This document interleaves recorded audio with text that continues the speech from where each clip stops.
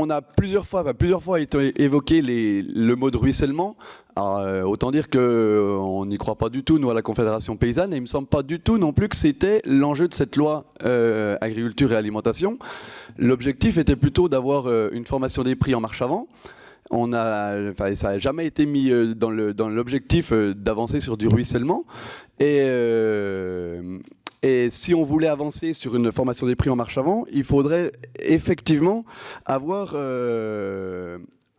une meilleure mise en place et une meilleure transparence dans les différentes négociations, qu'elles soient entre producteurs et transformateurs ou entre transformateurs et distributeurs. Et c'est là où nous, on relève le fait que le gros échec de ces négociations et de ces discussions, c'est le manque de transparence qui ne nous permet pas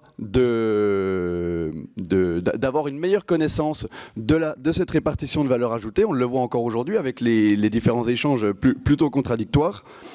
Et c'est clair que pour nous, la transparence, c'est pas mettre à nu les uns et les autres, mais c'est vraiment permettre un travail sur la connaissance, sur une meilleure connaissance de la répartition de valeur ajoutée.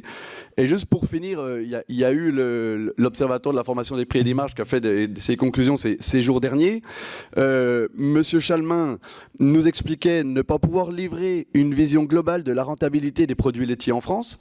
Alors c'est quand même quelque chose d'un petit peu compliqué. Si lui n'y arrive pas, ça veut bien dire qu'il y a un bug quelque part. Et lui nous disait encore que c'est la faute à, je cite, un faible enthousiasme des intéressés. Donc voilà, si on en est encore là aujourd'hui, il me semble qu'on est quasiment au début des États généraux.